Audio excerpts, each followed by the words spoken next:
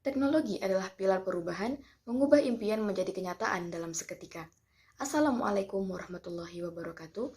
Salam sejahtera kaum teknologi yang penuh semangat dan inovatif.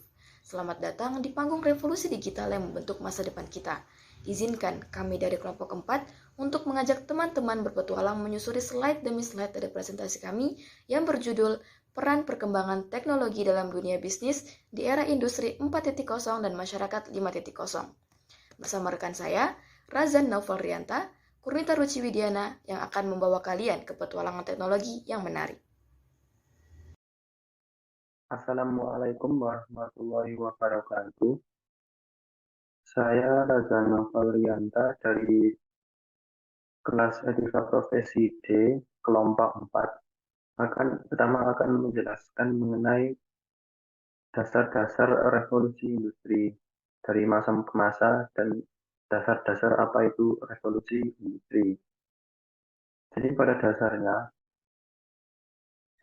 revolusi industri merujuk pada serangkaian perubahan besar dalam produksi, teknologi, dan organisasi ekonomi yang terjadi dalam kurun waktu tertentu. Seperti yang dapat dilihat pada gambar di samping, Industri 1.0 menginisialisasi mechanization, steam power, weaving loom. Mechanization adalah pembuatan mesin untuk melakukan beberapa kegiatan. Steam power adalah sumber tenaganya yaitu uap. Dan weaving loom adalah kemudahan dalam untuk menjahit. Loom seperti buat menjahit baju dan pakaian lainnya. Lalu industri 2.0, mass production, assembly line, electrical energy. Mass production maksudnya produksi besar barang secara besar-besaran. Assembly line adalah produksi yang secara teratur. Dan electrical energy ya energi listrik untuk membantu kegiatan manusia. Industri 3.0 ada otomasi, automation, computers, dan electronics. Pertama otomasi, yaitu sebuah pekerjaan yang dapat dilakukan secara otomatis oleh komputer. Lalu komputer dan electronics, ya komputer dan rangkaian elektronik. Lalu industri 4.0, industri yang sekarang, cyber physical systems, internet of things, dan networks. Jadi intinya adalah internet of things dengan ada otomasi dan juga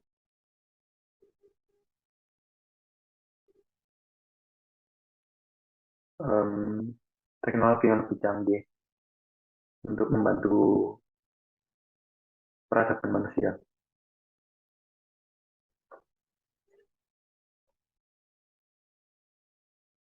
Revolusi industri dari masa ke masa. Revolusi industri pertama atau 1.0 terjadi pada tahun 1760 sampai 1840, sekitar segituan. Pertama terjadi di negara Inggris. Inovasi utamanya adalah penggunaan mesin uap, mesin tenun mekanis, dan perubahan dalam metode produksi tekstil. Dampaknya adalah meningkatkan efisiensi produksi dan mempercepat pertumbuhan ekonomi. Lalu revolusi industri kedua 2.0 terjadi dari tahun 1870 hingga 1914. Pertama berkembang di Eropa dan Amerika Utara. Inovasi utamanya adalah penggunaan mesin listrik, jalur produksi berbasis lini perakitan, dan kemajuan dalam transportasi. Dan dampaknya adalah peningkatan skala produksi, urbanisasi massal, dan perkembangan industri berat. Revolusi industri ketiga yang terjadi pada 1960-an hingga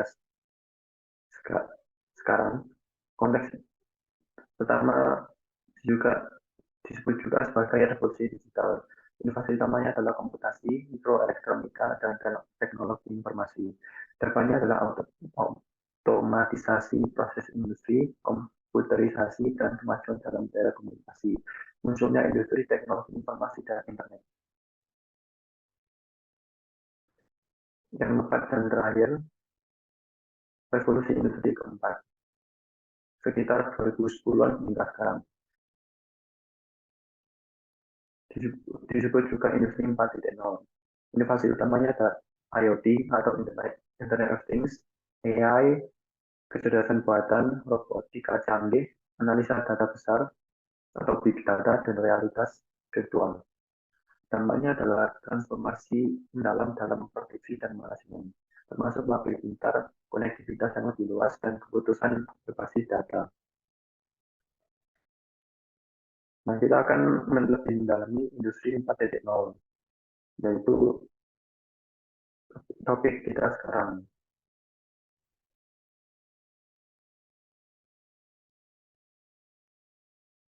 Era industri 4.0 yang menjadi transformasi bisnis. Industri 4.0 merujuk pada revolusi industri terkini yang didorong oleh integrasi teknologi digital dan fisik dalam berbagai aspek bisnis. Dalam konteks bisnis, industri 4.0 melibatkan transformasi fundamental dalam cara perusahaan merancang, memproduksi, dan menyediakan produk dan layanan. Ini mencakup penggunaan teknologi seperti IoT, kecerdasan buatan, robotika, big data, dan komputasi awan untuk menciptakan sistem yang lebih terkoneksi dan otomatis. Nah, dampak teknologi ini pada dunia bisnis, yang pertama adalah inovasi produk dan layanan. Teknologi memainkan peran kunci dalam merangsang inovasi produk dan layanan. Perusahaan dapat menggunakan teknologi baru untuk merancang produk yang lebih canggih, efisien, dan sesuai dengan kebutuhan pelanggan. Selain itu, inovasi dalam teknologi juga dapat membuka pintu bagi pengembangan produk atau layanan yang sepenuhnya baru dan mendisrupsi pasar. Contohnya adalah penggunaan kecerdasan buatan dalam pengembangan produk, penggunaan teknologi blockchain untuk menciptakan solusi keamanan baru, atau penerapan teknologi 3D printing untuk menciptakan produk dengan biaya produksi lebih murah.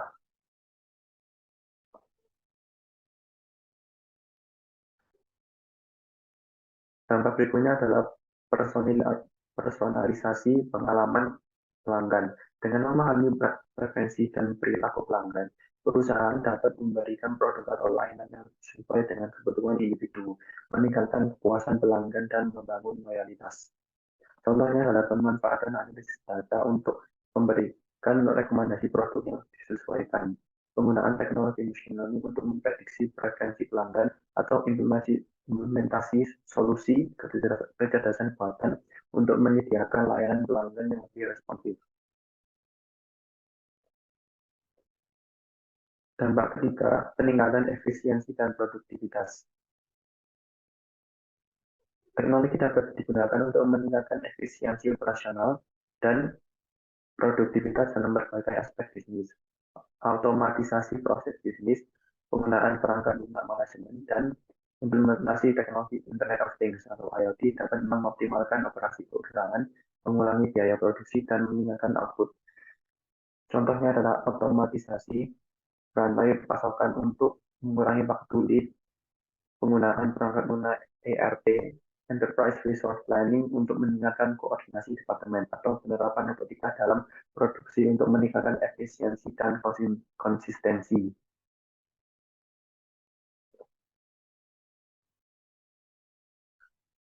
Teknologi kunci di industri 4.0 untuk bisnis ada Internet of Things, IoT, dan pelanggaran real time. IoT melibatkan koneksi perangkat dan objek fisik ke internet, memungkinkan pertukaran data secara real time. Dalam konteks industri 4.0, IoT dapat digunakan untuk memonitor dan mengontrol berbagai aspek operasional bisnis seperti mesin produksi, peralatan, dan rantai pasokan. Pelacakan real time memungkinkan pemantauan langsung terhadap operasional bisnis dan mengoptimalkan penggunaan sumber daya dan mengurangi potensi masalah. Optimasi rantai pasokan membantu dalam pengelolaan persediaan dan distribusi. Prediksi pemeliharaan memungkinkan perawatan preventif berdasarkan pemantauan real time, mengurangi waktu henti produksi yang tidak terduga.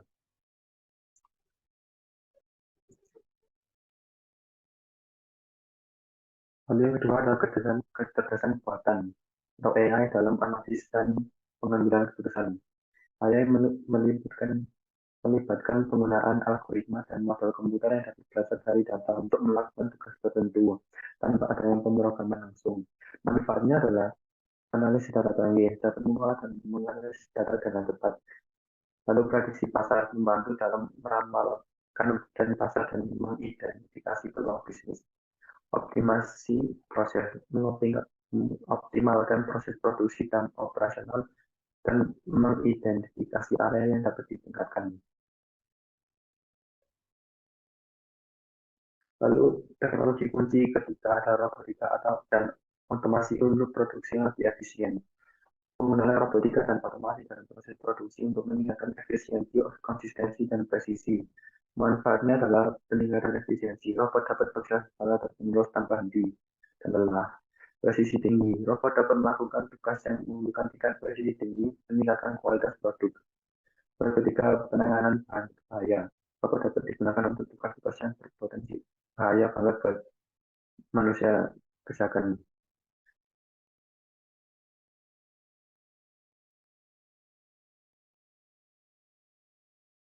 Sekian dari saya, lanjut ke teman saya berikutnya.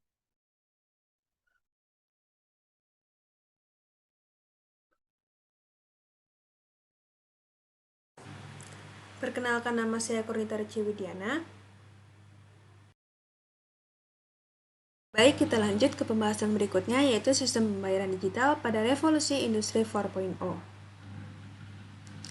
Yang pertama yaitu implementasi teknologi industri 4.0 dalam dunia bisnis. Pesatnya perkembangan teknologi memberikan pengaruh terhadap perkembangan sistem pembayaran dalam transaksi bisnis. Sejalan dengan perkembangan ini, pembayaran digital muncul sebagai fenomena yang mencerminkan adaptasi Indonesia terhadap revolusi industri 4.0. Pembayaran digital merupakan proses pembayaran yang berbasis teknologi, di mana uang diproses dan diterima dalam bentuk informasi digital melalui alat pembayaran elektronik. Berbeda dengan pembayaran konvensional yang memanfaatkan uang tunai, cek atau kartu kredit, pembayaran digital menggunakan software khusus, kartu pembayaran, dan uang elektronik. Komponen-komponen utama dalam sistem pembayaran digital mencakup aplikasi untuk transfer uang, infrastruktur jaringan, serta aturan dan prosedur yang mengatur penggunaan sistem tersebut. Salah satu bentuk nyata dari sistem pembayaran digital adalah melalui aplikasi pembayaran digital. Berikut merupakan contoh-contoh dari aplikasi pembayaran digital yang telah hadir di Indonesia.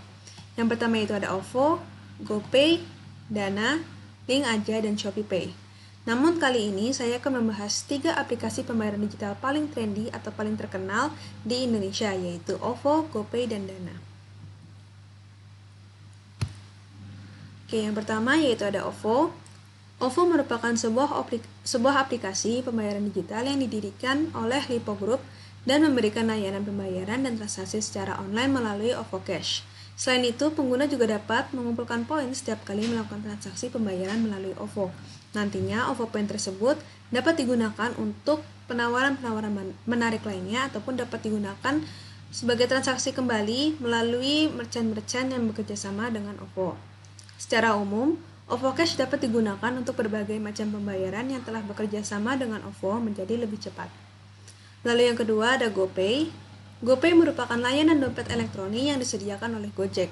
Melalui aplikasi Gojek, pengguna dapat menggunakan GoPay sebagai metode pembayaran tanpa perlu membayar dengan uang tunai kepada driver. GoPay dapat digunakan untuk semua jenis layanan Gojek, mulai dari jasa ojek online atau GoRide, GoFood, hingga GoMart. Pengguna harus melakukan top up saldo GoPay sebelum menggunakannya, yang dapat dilakukan melalui berbagai cara seperti melalui ATM, minimarket, atau dengan bantuan driver. Dan yang terakhir yaitu Dana. Dana atau dompet digital Indonesia merupakan layanan pembayaran digital berbasis aplikasi untuk pengguna Android dan iOS. Melalui aplikasi ini, pengguna dapat melakukan beragam transaksi, mulai dari pembelian pulsa, pembayaran tagihan seperti listrik, telepon, air, dan BPJS, hingga membeli voucher Google Play dan berbelanja online. Dikembangkan oleh PT Ispay Debit Indonesia Koe atau EDIK, platform ini menjamin keamanan transaksi dengan teknologi yang diawasi selama 24 jam dan memberikan jaminan keamanan dan kepercayaan bagi setiap pengguna. Lalu pembahasan selanjutnya yaitu ada perkembangan sistem pembayaran digital. Perkembangan dimulai dari dengan adanya kendala dalam penggunaan uang tunai seperti kertas dan logam. Berbagai kendala tersebut mendorong munculnya inovasi-inovasi baru dalam penciptaan alat pembayaran yang bersifat non-tunai.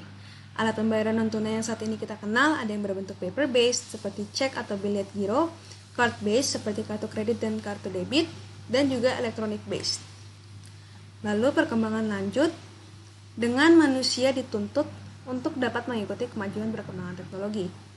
Pada perekonomian masa kini, manusia dituntut untuk dapat mengikuti kemajuan perkembangan teknologi yang tentunya dapat mempermudah kebutuhan manusia. Agar dapat menunjang kebutuhan tersebut, pembeli juga harus memiliki alat transaksi pembayaran yang memadai sehingga dapat digunakan dalam pemenuhan kebutuhan. Dalam hal ini, pembayaran digital sangat berperan penting untuk mempermudah proses pemenuhan kebutuhan. Lalu perkembangan lanjut dengan munculnya uang elektronik yang akan memungkinkan masyarakat untuk melakukan transaksi finansial tanpa menggunakan uang tunai. Lalu perkembangan dilanjutkan dengan adanya pembangunan infrastruktur pasar untuk sistem pembayaran digital. Dengan adanya pembangunan infrastruktur ini merupakan bagian dari perkembangan dalam manajemen keuangan yang fokus pada kecepatan, keamanan, dan inovasi. Pembayaran digital dapat dikatakan efektif karena dapat melakukan proses transaksi 24 jam non-stop dengan koneksi internet. Selain itu, pembayaran digital juga efisien karena harga barang sering kali lebih murah dibandingkan di toko konvensional, mengingat harga langsung dari pihak pertama. Lalu perkembangan lanjut pada penggunaan internet sebagai media pemasaran dan saluran penjualan. Penggunaan internet sebagai media pemasaran dan saluran penjualan terbukti mempunyai keuntungan. Dalam implementasinya sendiri, pada dunia industri yang penerapannya semakin lama semakin luas, tidak hanya mengubah suasana kompetisi menjadi semakin dinamis dan global, namun lebih membentuk masyarakat yang lebih praktis dalam melakukan transaksi. Dan yang terakhir, pembayaran digital yang lebih transparan. Munculnya pembayaran digital membuat dana yang dikeluarkan menjadi lebih transparan tanpa adanya penggelapan dana dari oknum-oknum tertentu, dikarenakan setiap kali terjadinya transaksi pembelanjaan akan tercatat datanya sehingga dapat dengan mudah dipantau pengeluaran yang digunakan dalam pembelanjaan. Dalam hal ini mempermudah pengecekan yang dilakukan untuk mengetahui laju arus dana baik yang keluar maupun masuk ke dalam sistem pembayaran digital. Data yang dihasilkan pun tidak dapat dimanipulasi. Lalu, selanjutnya ada manfaat dari sistem pembayaran digital. Kelebihan sistem pembayaran digital di era revolusi industri 4.0 yaitu yang pertama, ada meningkatkan efisiensi pembayaran. Dengan adanya sistem pembayaran digital ini, maka efisiensi dapat ditingkatkan dalam pembayaran sebuah produk secara online. Lalu yang kedua, ada opsi pembayaran beragam. Dengan adanya sistem pembayaran digital, memberikan kemudahan pembayaran, serta perluasan media pembayaran dengan sudah tersedianya berbagai alat pembayaran online yang tersedia. Bisa dapat dilihat dari banyaknya aplikasi pembayaran online yang sudah hadir dalam Indonesia. Lalu yang ketiga, ada meningkatkan efektivitas pembayaran. Sistem pembayaran digital ini memungkinkan transfer uang antar rekening virtual hanya memakan waktu beberapa menit, sementara transfer antar bank atau menggunakan pembayaran konvensional dapat berlangsung beberapa hari. Dan yang terakhir yaitu mendukung pertumbuhan ekonomi. Sistem pembayaran digital dapat mendukung pertumbuhan ekonomi dengan cara mengurangi inflasi akibat jumlah uang yang beredar. Selain kelebihan-kelebihan dan juga manfaat yang telah disebutkan, tentunya sistem pembayaran digital tetap memiliki kekurangan dan tantangan di era revolusi industri 4.0 ini. Yang pertama yaitu munculnya kejahatan online. Munculnya kejahatan seperti hacker atau cybercrime ini dapat mengancam keberadaan sistem pembayaran digital itu sendiri.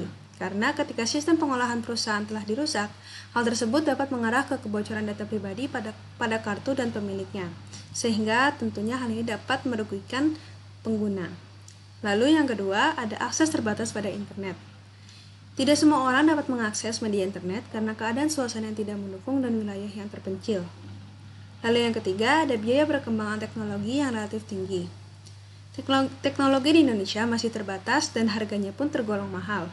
Dengan beban pajak yang tinggi, harga teknologi dapat meningkat drastis. Seiring dengan kemajuan teknologi yang semakin canggih, harga barang pun juga ikut meningkat. Dan yang terakhir, kurangnya anonimitas. Informasi tentang semua transaksi termasuk jumlah, waktu, dan penerima disimpan dalam database sistem pembayaran. Dan hal ini berarti badan intelijen memiliki akses ke informasi ini sehingga keamanan privasi kurang terjaga karena informasi pengguna dapat diakses oleh badan intelijen. Hal ini juga mengacu pada transparansi dari pembayaran digital, maka dari itu dengan adanya transparansi tersebut, terdapat kekurangan dari sistem pembayaran digital ini, yaitu dengan kurangnya anonimitas dari pengguna aplikasi pembayaran tersebut. Sekian pembahasan mengenai sistem pembayaran digital, selanjutnya yaitu pembahasan mengenai Society 5.0 atau Masyarakat 5.0 yang akan dijelaskan oleh teman saya, Erlinda Butar-Butar. Baik, untuk pembahasan selanjutnya adalah Masyarakat 5.0, di mana di sini saya, Erlinda Butar-Butar, akan membawakan materinya. Menurut pemerintah Jepang, era industri 4.0 berfokus pada proses produksi, sedangkan masyarakat 5.0 berfokus pada menempatkan manusia sebagai pusat inovasi. Kemajuan teknologi digunakan untuk meningkatkan keberlanjutan tanggung jawab sosial dan kualitas hidup. Menurut Nusantara T pada tahun 2020, salah satu ide utama dari gagasan ini adalah bahwa produk kecerdasan buatan akan mengubah data besar dari produk transaksi internet ke segala aspek kehidupan menjadi kearifan yang baru. Harapannya adalah bahwa ini akan memberi manusia kemampuan yang lebih baik untuk membuka peluang baru. Revolusi Industri 4.0 yang dianggap dapat menghancurkan peran manusia, melahirkan masyarakat 5.0. Dunia 5.0 akan berpusat pada manusia dan berbasis teknologi. Selanjutnya sesuai dengan tema kami yaitu masyarakat 5.0 dalam dunia bisnis. Dalam era ini, perusahaan tidak lagi hanya dilihat dari perspektif keuangan semata. Masyarakat 5.0 menuntut perusahaan untuk menjadi agen perubahan positif, berkontribusi pada peningkatan kualitas hidup masyarakat. Lalu, bagaimana? Dengan mengintegrasikan teknologi secara bijak dan mengarahkannya untuk memberikan dampak positif, maka keinginan tersebut dapat dicapai. Sekarang, mari kita telaah lebih jauh bagaimana perusahaan dapat mencapai keseimbangan yang diinginkan antara kemajuan ekonomi dan kesejahteraan dalam masyarakat 5.0. Baik, di sini saya akan menjelaskan mengenai peluang bisnis di era masyarakat 5.0. Untuk poin yang pertama, dalam era masyarakat 5.0 yang kompleks dan cepat berubah, perusahaan perlu mengadopsi metodologi yang mampu mengelola kompleksitas, keragaman konseptual, dan menginovasi yang cepat. Pendekatan konstruktivis seperti pemetaan kognitif dan pemodelan struktural interpretif atau ISM menjadi krusial untuk mengeksplorasi dan memanfaatkan peluang bisnis baru. Perusahaan dapat mengidentifikasi pola kognitif dan perspektif yang dapat membuka peluang bisnis melalui pemetaan pengalaman dan pengetahuan manusia. ISM sebagai alat analisis dan pemodelan membantu memahami hubungan antara konsep, meningkatkan pemahaman perusahaan tentang lingkungan bisnis mereka sendiri. Untuk poin yang kedua, pemetaan kognitif dan ISM memberikan keuntungan strategis. Pertama, penggabungan data kognitif dan struktural memberikan fleksibilitas yang lebih besar dalam menemukan peluang bisnis baru. Selain itu, memberikan gambaran yang lebih lengkap tentang pasar dan masalah yang dihadapi perusahaan sebagai hasil dari penggabungan ini.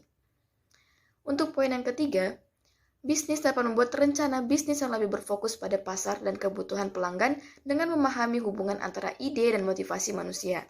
Bisnis dapat beradaptasi dengan lebih baik dengan perubahan teknologi dan dinamika pasar dengan pendekatan ISM dan kognitif. Di era Society 5.0 atau Masyarakat 5.0 yang terus berkembang, perusahaan dapat memaksimalkan potensi inovasi dan pertumbuhan mereka dengan menggunakan metodologi konstruktivis. Untuk pembahasan selanjutnya adalah sumber daya manusia dalam dunia bisnis Masyarakat 5.0. Salah satu keunggulan kompetitif suatu perusahaan adalah kapasitas sumber daya manusianya, karena perusahaan yang memiliki sumber daya manusia yang lebih baik akan lebih berkembang. Sumber daya manusia yang direncanakan dengan baik akan memberikan nilai tambahan sebagai ukuran keberhasilan. Dalam menghadapi dinamika era masyarakat 5.0 yang kompleks ini, bisnis diharapkan untuk melibatkan transformasi digital yang holistik, dengan fokus khusus pada inovasi dalam teknologi sumber daya manusia. Dalam era yang menuntut responsivitas terhadap perubahan, keberhasilan perusahaan dalam mengadopsi dan memanfaatkan inovasi ini dapat menjadi kunci utama dan mempercepat pertumbuhan. Yang pertama dan terpenting, teknologi sumber daya manusia memungkinkan peningkatan produktivitas dan efisiensi operasional. Karyawan dapat fokus pada pekerjaan yang membutuhkan kecerdasan manusia, kreativitas, dan pemikiran strategis dengan otomatisasi tugas berulang yang memakan waktu. Kedua adalah kemampuan teknologi SDM dalam personalisasi layanan membuka peluang untuk meningkatkan kepuasan pelanggan. Dengan memahami preferensi dan kebutuhan individual, bisnis dapat memberikan pengalaman yang lebih relevan dan bermakna. Inovasi dalam teknologi SDM membuka jalan untuk peningkatan inovasi bisnis tentunya.